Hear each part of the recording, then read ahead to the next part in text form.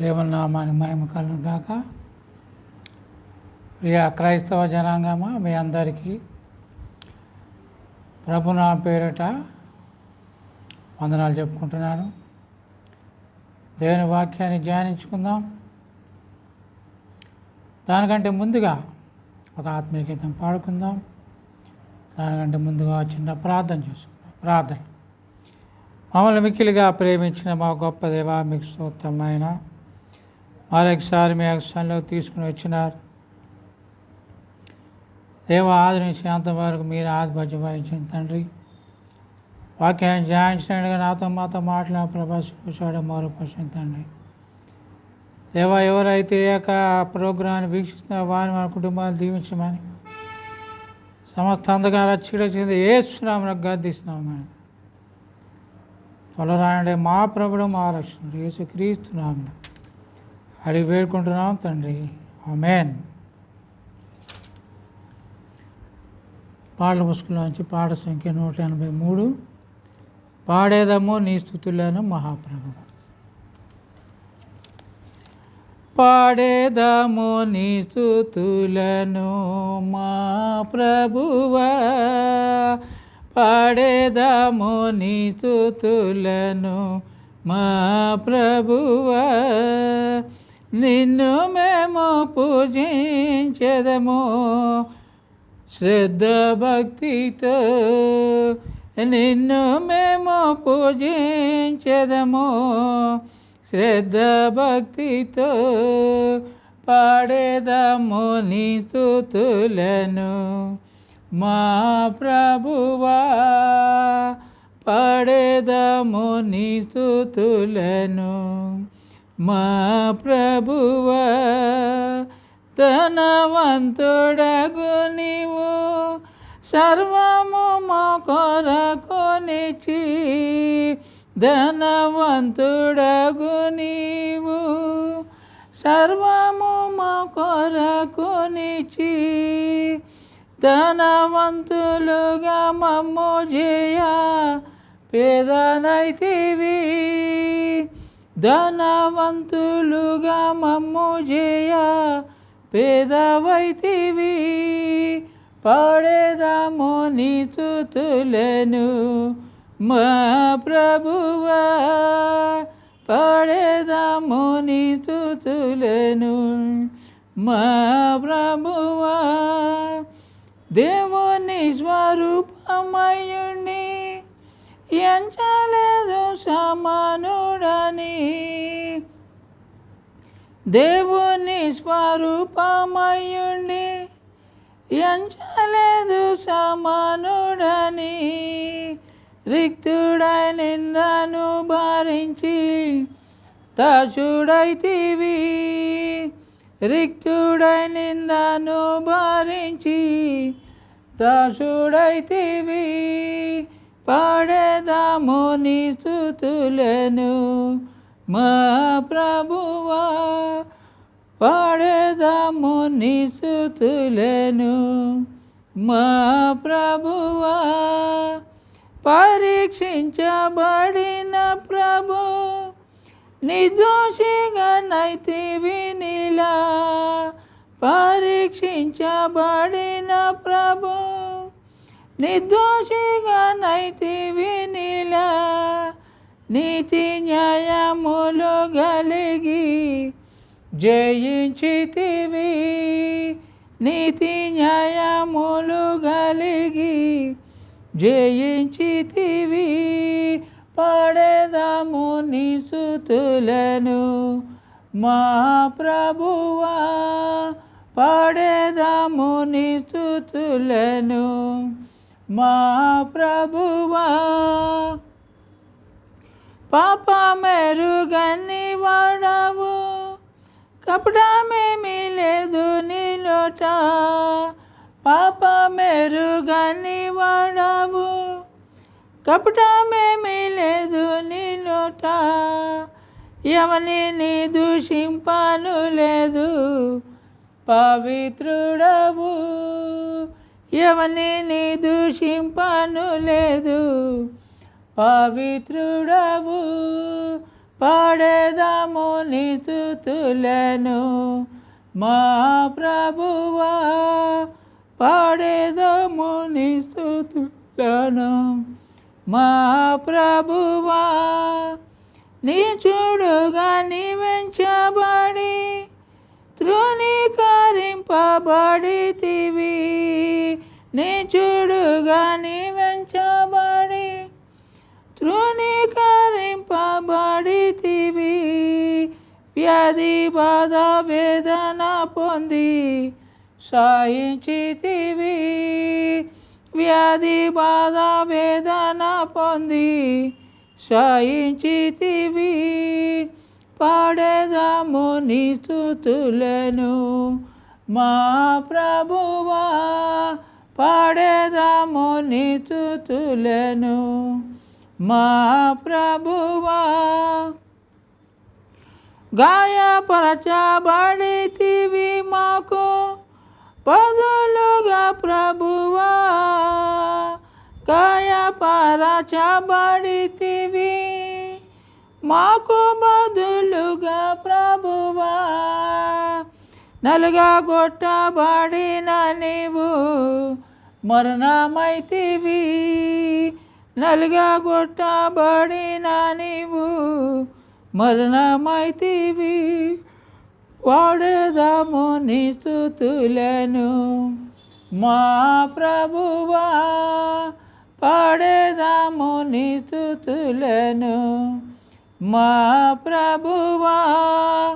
పరాక్రమశాలివై ప్రభు సజీవుడవై లేచితివి, పరాక్రమశాలివై ప్రభు సజీవుడవై లేచితివి. మరణమును జయించితివి విజయుండవై, మరణమును జయించితివి విజయుండవై.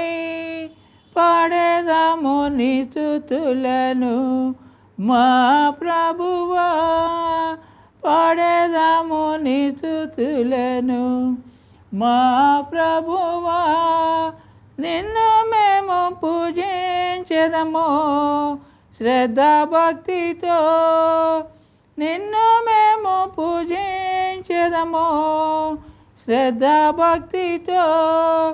పాడేదాము నీ స్తుతులను మా ప్రభువా, పాడేదాము నీ స్తుతులను మా ప్రభువా.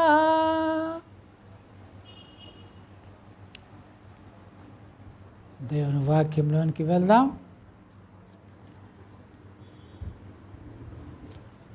మత్తయి సువార్త 15వ అధ్యాయము, మత్తయి 15:7-9. వేషధారులారా, ఈ ప్రజలు తమ పెదవులతో నన్ను ఘనపరచుదురు గాని వారి హృదయం నాకు దూరముగా ఉన్నది. మనుషులు కల్పించిన పద్ధతులు దైవోపదేశులను బోధించుచు వారు నన్ను వ్యర్థముగా ఆరాధించుచున్నారు అని యెషయా మిమ్మను గూర్చి ప్రవచించిన మాట సరియే అని వారితో చెప్పి. ఇక్కడ మనం చూసినట్లయితే ప్రభువుని ప్రజలు ఏ విధంగా గణపరుస్తున్నారు. మరి వారు పెదవులతో మాత్రమే గణపరుస్తున్నారు కానీ వారి హృదయంతో గణపరచటం లేదు, హృదయపూర్వకముగా దేవుని గణపరచటం లేదు. వారి హృదయము దేవునికి దూరంగా ఉంది. అంటే నిజమైన ప్రేమతో వారు ప్రభుని గణపరచటం లేదు, ప్రభువుకి ఇవ్వాల్సిన ఘనత ఇవ్వటం లేదు. ఏదో నేర్చుకున్న ఆరాధన, నేర్చుకున్న ప్రార్థన, మరి అదంతా కూడా డూప్లికేట్ లాగా మనకి కనిపిస్తుంది. మరి అదేవిధంగా మనుషులు కల్పించిన పద్ధతులు, అంటే వారు ఆచారాలు, మూఢభక్తి, భక్తి లేని భయం, భయం లేని భక్తి, ఈ విధంగా వ్యర్థంగా ప్రభుని ఆరాధిస్తున్నారు.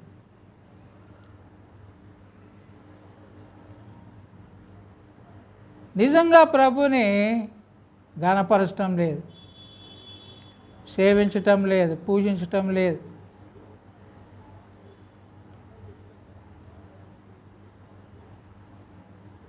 ఏదో ఆరాధించాలి కదా, ఏదో ఘనపరచాలి కదా, ఆదివారం మనం చర్చికి వెళ్ళాలి కదా, మరి ఎంతో కొంత కానుక వేయాలి కదా, మరి అందరూ మనం క్రైస్తవులు అని అనుకుంటున్నారు కదా. కాబట్టి ఇదంతా కూడా వేషధారణతో కూడినది. వారికి ఇష్టమైనట్లు వారు జీవిస్తున్నారు. ప్రభువుని ఏదో పొడి మాటలతో ఆరాధిస్తున్నారు, పొడి పొడి మాటలతో ఘనపరుస్తున్నారు. మరి ప్రభువుని మనం ఏ విధంగా ఘనపరచాలి? మరి ప్రభువుని హృదయపూర్వకంగా ఘనపరచడం లేదు కాబట్టి మరి అనేక మంది వారి ఆశీర్వాదాలను కోల్పోతున్నారు. దేవుడు వారిని ఆశీర్వాదించాలనుకుంటున్నాడు, అభివృద్ధి చేయాలనుకుంటున్నాడు. కానీ వారు ప్రభువుని మరి వ్యర్థంగా ఆరాధిస్తున్నారు, పైపైన మాత్రమే ఆరాధిస్తున్నారు, పైపైన మాత్రమే ఘనపరుస్తున్నారు. కాబట్టి వారు అనేకమైనటువంటి ఆశీర్వాదాన్ని కోల్పోయేవారుగా ఉంటున్నారు. మరి ప్రభువుని మనం ఏ విధంగా ఆరాధించాలంటే, ప్రభువుని ఏ విధంగా ఘనపరచాలంటే, మరి మనం వాక్యం చూసుకున్నట్లయితే మార్కు 12:30, మార్కు 12:30లో మనం ప్రభుని ఏ విధంగా ఘనపరచాలి, ఆయన మనం ఏ విధంగా ఘనపరచాలో మనం ఇక్కడ చదువుకోవచ్చు. నీవు నీ పూర్ణ హృదయముతోను, నీ పూర్ణ ఆత్మతోను, నీ పూర్ణ వివేకముతోను, నీ పూర్ణ బలముతోను నీ దేవుడైన ప్రభువును ప్రేమింపవలనని ప్రధానమైన ఆజ్ఞ. ఫస్ట్ పాయింట్ ప్రభుని ప్రేమించుట. ప్రభుని ప్రేమిస్తే ఆయన ఘనపరిచినట్లే. అయితే ఆయన ఏ విధంగా ప్రేమించాలి? మరి ఆయన ఆజ్ఞలు గైకొనటియే ప్రేమించుట అని కూడా వాక్యంలో చెప్పబడుతుంది.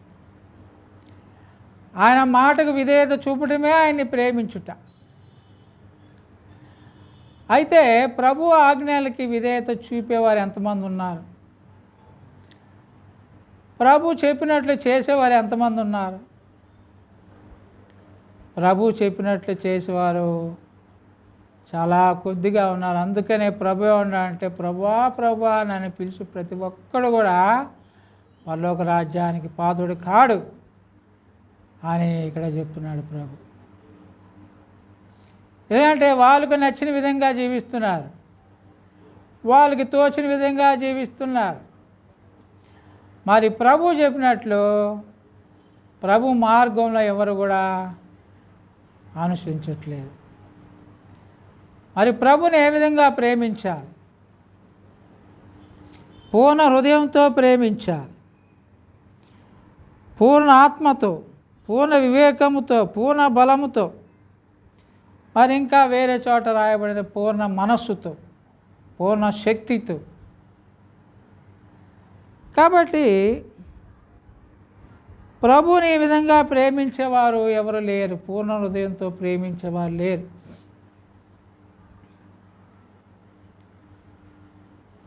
ప్రభువుకి మొదటి స్థానం ఇచ్చేవారు ఎవరు లేరు.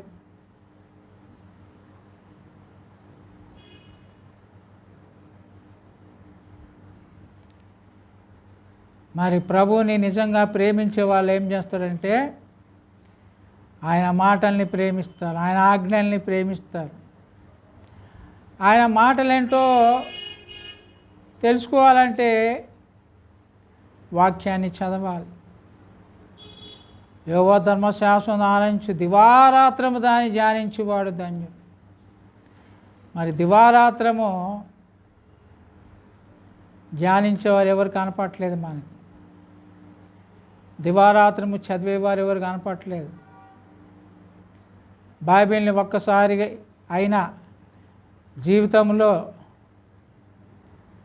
చదివిన వారు కనపడటం లేదు. దేవుని మాటల్ని మరి బైబిల్ నిండా ఆయన మాటలు ఉన్నాయి. ఆ మాటలన్నీ కూడా చదివిన వాళ్ళు ఎవరు లేరు, ఎవరో కొద్ది మంది మాత్రమే. ముందు చదవాలి, బైబిల్ అంతా చదవాలి, తర్వాత ఆ వాక్యాన్ని ధ్యానించాలి. మరి బైబిల్ చదవటానికే చాలా రోజులు పడుతుంది. మరి అది ధ్యానించాలంటే ఒక్కొక్క మాటను ధ్యానించాలంటే కొన్ని దశాబ్దాలు పడుతుంది ధ్యానించటం అంటే. మేము పాస్టర్లమే అని చెప్పుకునేవారు ఉంటారు. మరి వారు బైబిల్ అంతా చదివారా అంటే ఏమో. మేము పాస్టర్ అమ్మాలమే అని చెప్పుకునేవారు ఉంటారు. బైబిల్ అంతా చదివారా అంటే ఒక్కసారి కూడా చదవలేదు.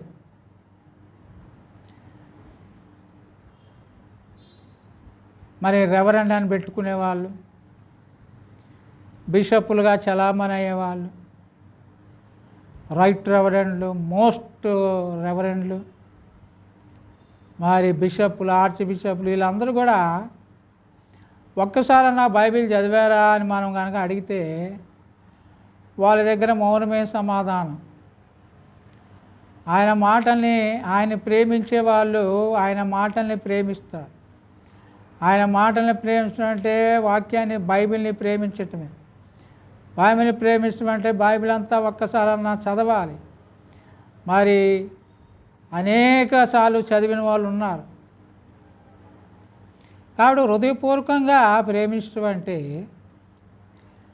బైబిల్ని కనీసం ఒక్కసారి అయినా చదివి ఉండాలి. ఒకసారి చదివి అంతటితో ఆఫ్ చేయడం కాదు, మరలా చదువుతూ ఉంటాం. మన జీవితకాలం అంతా కూడా వాక్యాన్ని, బైబిల్ మొత్తాన్ని చదువుతూ ఉండాలి, కంటద పెట్టాలి. కాబట్టి ప్రభుని ఘనపరచడం అంటే ఆయన్ని ప్రేమించటం. ఆయన్ని ప్రేమించడం అంటే హృదయపూర్వకంగా మరి ఆయన్ని ప్రేమించటం, ఆయన వాక్యాన్ని ప్రేమించటం, ఆ వాక్యాన్ని చదవటం. కాబట్టి హృదయపూర్వకంగా మనం ఆ విధంగా ప్రభుని ప్రేమించిన వారంగా ఉంటాం. అది మొట్టమొదటి పాయింట్, ప్రేమించుట. ప్రభుని ఘనపరిచే విధానంలో మొట్టమొదటిది ప్రేమించుట, హృదయపూర్వకంగా ప్రేమించాలి. రెండో పాయింట్ చూసుకుందాం. మార్కు 10:21.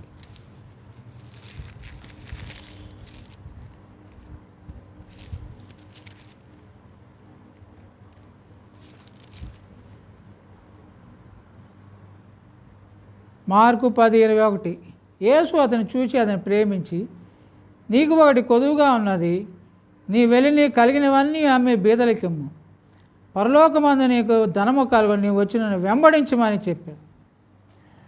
కాబట్టి మొట్టమొదటి ప్రేమించుట, రెండోది వెంబడించుట. మరి ఇక్కడ ఒక ధనవంతుని చూస్తున్నాం. అతడు ప్రభుని నన్ను వెంబడించమని ప్రభు అడిగినప్పుడు ఆయన వెంబడించలేకపోతున్నాడు, హృదయపూర్వకంగా వెంబడించలేకపోతున్నాడు. ఎందుకంటే ఆయన ధనవంతుడు. ధనాన్ని పేదలకు ఇచ్చేసి,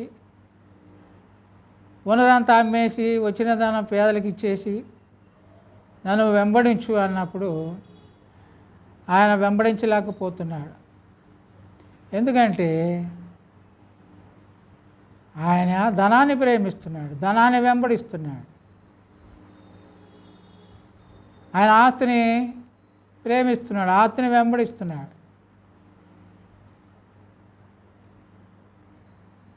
మరి సీమోను ఆంద్రయ వారి విషయంలో మనం చూసినట్లయితే వారు వలలు వేస్తున్నారు. వలలు వేస్తున్నారంటే చేపల కోసమే వలలు వేస్తున్నారు, జీవనోపాధి. వలలు వేసే వాళ్ళని ప్రభు చూసి నన్ను వెంబడించండి అని అడిగినప్పుడు వాళ్ళు వలలు వేసే పని అక్కడ పక్కన పెట్టేసి వలని అక్కడ పారేసి ప్రభుని వెంబడిస్తున్నారు. ఆ పని మానేసిండ్రు.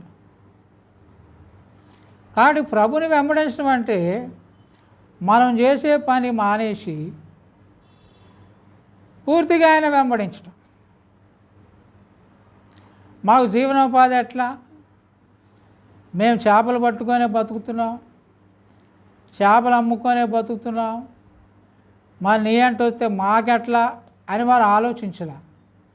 వారు ఆ పని మానేసి ప్రభుని వెంబడిస్తున్నారు. మరి అదేవిధంగా యోహాను యాకోబులు కూడా వాళ్ళు చేపలు పట్టిండ్రు, ఆ చేపలని బుట్టలు వేసేసిండ్రు, వలలు కడుక్కుంటున్నారు. ఇంకా చెత్త చెదారు ఉంటే అన్నీ కూడా కడుక్కుంటే ప్రభు అని అంటే నన్ను వెంబడించండి ఆమె. వారు కూడా ఆ పని మానేసి దేవుని వెంబడించారు.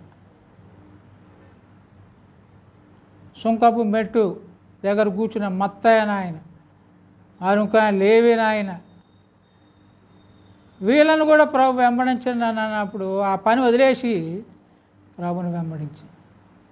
కాబట్టి ప్రభుని హృదయపూర్వకంగా వెంబడించడం అంటే మనం చేసే పని వదిలేసి, అంటే లోకపరంగా మనం ఏ పని అయితే చేస్తున్నాము, అంటే మనం చేసే ఉద్యోగం, ఆ ఉద్యోగాన్ని వదిలేసి ప్రభుని వెంబడించడం అంటే ప్రభు పని చేయటం. మరి ఆ విధంగా ప్రభు 12 మంది శిష్యులు ఏర్పాటు చేసుకున్నప్పుడు ప్రభు ఎక్కడికి వెళ్తే వాళ్ళు అక్కడికి వెళ్ళటం, ఆయన అక్కడ కూర్చుంటే వాళ్ళు ఆడ కూర్చోవటం, ఆయన ఎవరైనా విందుకు పిలిస్తే వీళ్ళు కూడా విందుకు వెళ్ళటం, అంటే ప్రభుని అంటి పెట్టుకొని వాళ్ళు వెంబడిస్తున్నారు. మరి ప్రభుని వెంబడించడం అంటే ఒక పక్క ఉద్యోగం చేసుకుంటూ ఇంకో పక్క దేవుడి సేవ చేస్తూ, అది నిజమైన వెంబడింపు కాదు. ప్రభుని వెంబడించడం అంటే నువ్వు ఎంత పెద్ద ఉద్యోగం చేస్తున్నా కానీ, నువ్వు ఎంత పెద్ద డాక్టర్ అయినా, ఇంజనీర్ అయినా, ఐఏఎస్ అయినా, స్టేట్ గవర్నమెంట్ ఎంప్లాయీ అయినా, సెంట్రల్ గవర్నమెంట్ ఎంప్లాయీ అయినా అది వదిలేసి ప్రభు వెంట పోవటమే, బైబిల్ పట్టుకొని పోవటమే. మరి ఆ పని చాలామంది చేయట్లేదు. వాళ్ళు మేము ఉద్యోగం చేస్తూ మేము దేవుని వెంబడిస్తామంటున్నారు. ఉద్యోగం చేస్తూ వెంబడించమని దేవుని వాక్యం చెప్పటం లేదు. ఎందుకంటే శిష్యులందరూ కూడా వాళ్ళు చేపలు పట్టే శిష్యుల్లో కొంతమంది చేపలు పట్టే వృత్తిని వదిలేసి ప్రభువును వెంబడించారు. తర్వాత మళ్ళా చేపలు పట్టడానికి వెళ్తున్నా అని పేదరినప్పుడు ప్రభు నువ్వు చేపలు పట్టడం కాదు మనుషులను పట్టాలని పేతుడిని మరలా ఆయన వెంబడించేటట్టు చేసుకున్నాడు. కాబట్టి ప్రభు ఆరోహణం అయిపోయి వెళ్ళిపోయిన తర్వాత కూడా ప్రభు చనిపోయి సమాధి చేయబడి తిరిగి లేచి ఆరోహణపై వెళ్ళిపోయిన తర్వాత కూడా శిష్యులు చేపలు పట్టే పని చేయకుండా మరి ప్రభు పనిలో కొనసాగారు. పేతురు కానీ యోహాను కానీ చేపలు పట్టడానికి వెళ్ళలేదు. వాళ్ళు వెళ్ళాలనుకున్న ప్రభు వారిని వెళ్ళకుండా చేశారు. కాబట్టి వెంబడించడం అంటే హృదయపూర్వకంగా వెంబడించడం. అది రెండో పాయింట్. ప్రభుని ఘనపరచటం. ఘనపరిచే దిశలో ఫస్ట్ది ప్రేమించటం, మరి రెండోది వెంబడించటం. మూడో పాయింట్ చూసుకుందాం. 2 తిమోతి 1:4.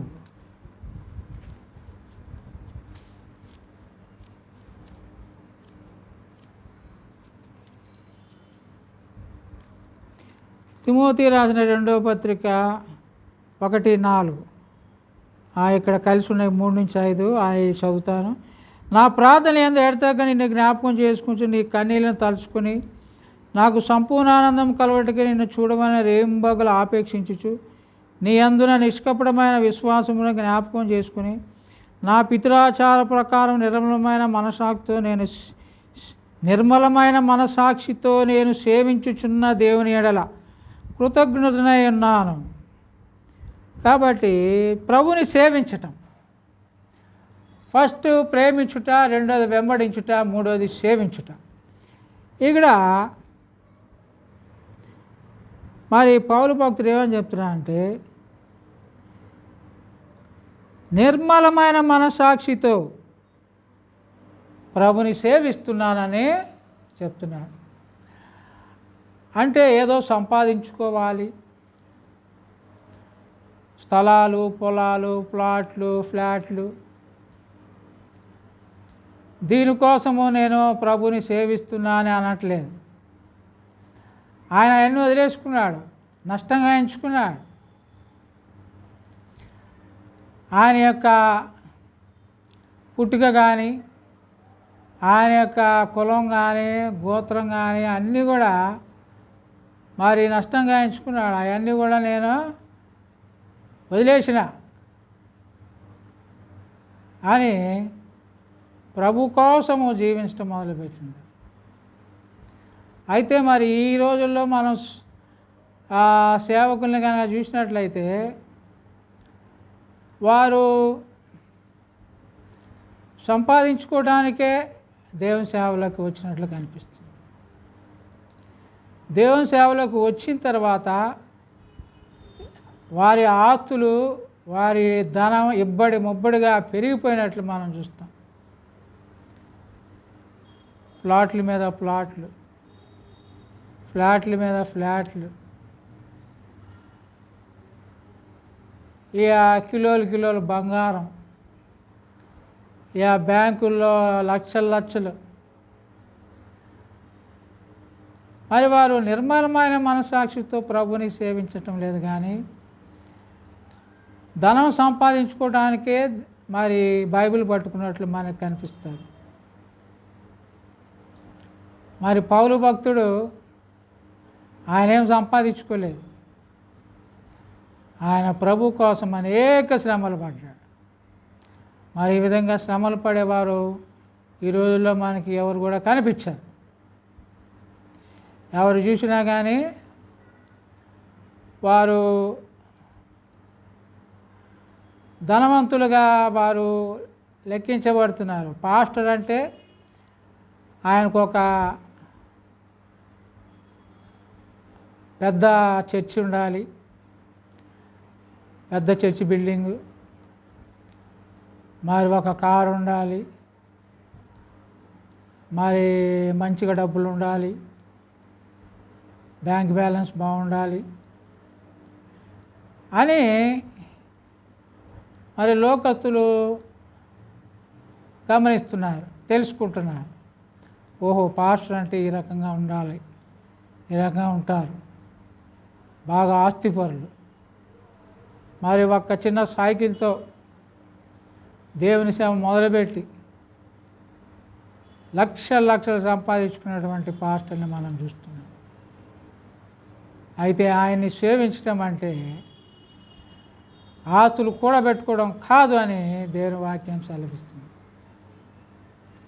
నిర్మలమైన మనసాక్షితో సేవించడం అంటే ఆయన కోసం శ్రమపడటమే. సిలువ ఎత్తుగానే నన్ను వెంబడించున్నాను. మరి సిలువనెత్తుగానే వెంబడించే వారు ఎవరు లేరు. అందరూ కూడా మరి కారుల్లో వెంబడించే వాళ్ళే ఉన్నారు ప్రభువుని, విమానాల్లో వెంబడించే వాళ్ళే ఉన్నారు, కానీ కాలినడకన కానీ మరి సైకిళ్ళ మీద, 2 వీలర్స్ మీద ప్రభుని వెంబడించే వాళ్ళు లేరు. ప్రభుని సిలువెత్తుగానే వెంబడించాలి. కాబట్టి కంఫర్ట్ చూసుకొని కంఫర్టబుల్ సేవ అయిపోయింది అంతా. వాటి శ్రమలు అనుభవిస్తూ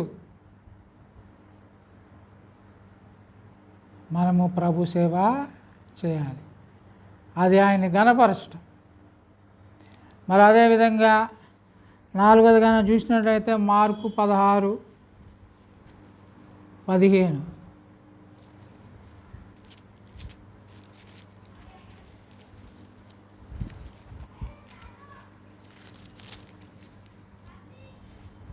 మార్కు 16:15.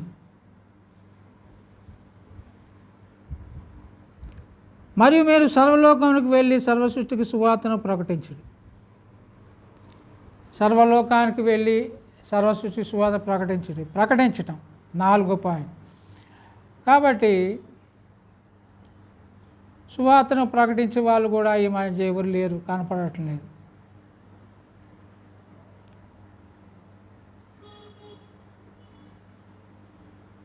మనం కాలినడకని వెళ్తేనే సువార్త ప్రకటించడానికి వీలుగా ఉంటుంది. మరి 2 వీలర్ మీద వెళ్తే కూడా సువార్త ప్రకటించడానికి వీలుగా అవ్వదు. కాబట్టి సువార్తను ప్రకటించాలంటే కాలినడకన వెళ్ళాలి. ఒకవేళ స్కూటర్ మీద కారు మీద వెళ్తే కారు ఒకసాడ పెట్టి స్కూటర్ ఒకసాడ పెట్టి ఆ ఏరియా అంతా సువార్త చేసి ఆ విధంగా సువార్త చేయొచ్చు.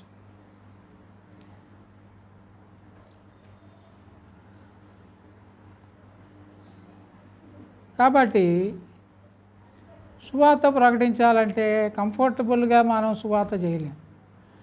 మనం కంఫర్టబుల్గా ఉండి సువార్త చేయలేం. తప్పకుండా నడవాల్సిందే.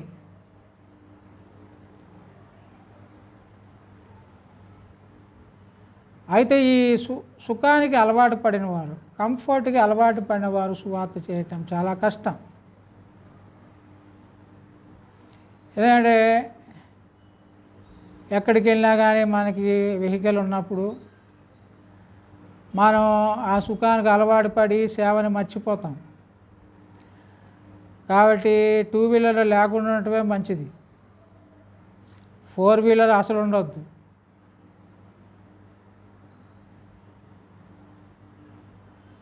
సైకిల్ మీద చేస్తే అది పర్వాలేదు, సైకిల్ మీద కొంచెం పర్వాలేదు. అయితే సువార్త చేయాలంటే కాలినడకన మాత్రమే చేయాలి. ఆ విధంగానే మనం దేవుని గణపరుస్తాం. దేవుని గణపరచాలంటే కాలినడకన మనం సువార్త చేస్తే, కాలినడకన వెళ్తూ కరపత్రికలు ఇస్తూ, కాలినడకన మనం మనకు ఎదురైన వారితో వాక్యాన్ని పంచుకొని, సాక్ష్యాన్ని పంచుకొని మనం సువార్త చేయాలి. కాబట్టి దేవుని గణపరచడం అంటే ఆయన ప్రేమించటం. ఆయన ప్రేమించడం అంటే ఆయన మాటల్ని ప్రేమించటం, బైబిల్ అంతా ఒక్కసారైనా చదవటం. రెండోది ఆయన్ని వెంబడించటం. వెంబడించడం అంటే ఉద్యోగం చేస్తూ వెంబడించటం కాదు, ఉద్యోగం వదిలేసి వెంబడించటం. మూడోది సేవించటం. సేవించటం అంటే నిర్మలమైన మనసాక్షితో ఏదో సంపాదించుకోవాలని, ఇల్లు సంపాదించుకోవాలి, బిల్డింగ్ సంపాదించుకోవాలి, డబ్బు సంపాదించుకోవాలి, ఆస్తి సంపాదించుకోవాలి, కూడబెట్టుకోవాలని కాదు. తర్వాత సువార్త ప్రకటించటం 4వది. సువార్త ప్రకటించటం అంటే కాలినడకన, అంటే కారుల్లో సువార్త చేసే వాళ్ళు ఉన్నారు. కారులో వెళ్తూ ఆక్కుంటా చేసేవాళ్ళు ఉన్నారు. అంటే మన కమిట్మెంట్ ఉన్నప్పుడు మనం సేవ ఎట్లయినా చేస్తాం. కారులో అయినా చేస్తాం, 2 వీలర్ అయినా చేస్తాం, విమానంలో అయినా చేస్తాం. కాబట్టి సిన్సియర్గా చేసేవాడికి వెహికల్ ఉన్నావా పర్వాలేదు, కానీ ఆ వెహికల్ అనేది మనకి ఆ సుఖానికి అలవాటు పడేటట్టు చేయకుండా ఉండాలి. కంఫర్టబుల్ లివింగ్కి అలవాటు పడకుండా మనం చేయగలిగితే వెహికల్ ఉన్నా పర్వాలేదు. కాబట్టి సిన్సియర్గా చేసే వాళ్ళు వెహికల్ ఉన్న పర్వాలేదు. అది మనకు అడ్డు అనుకుంటే కాలినడకం చేయటమే మంచిది. కాబట్టి ఈ 4 పాయింట్ల ద్వారా మనం ప్రభుని ఘనపరచాలి. మరి ఈ విధంగా చేయకపోతే మనం ఇప్పటి నుంచి అయినా ఆ విధంగా చేస్తే ప్రభుకి ఘనత, లేకపోతే అది ప్రభుకి ఘనత కాదు కదా, మనకే ఘనత. మనకి ఘనత వచ్చిందంటే దానివల్ల ఆ ప్రభుకి ఉపయోగం లేదంటే దానివల్ల ఆ సేవల ఉపయోగం లేదు. మీరెవరో నాకు తెలియదు పొండి అంటున్నాడు. కాబట్టి ప్రభుకి ఘనత వచ్చేటట్లు మనం జీవిద్దాం, ఆయన సేవ చేద్దాం. దేవుడి వాక్యాన్ని నీరు గట్టి ఫలింపజేయును గాక. ఆమేన్.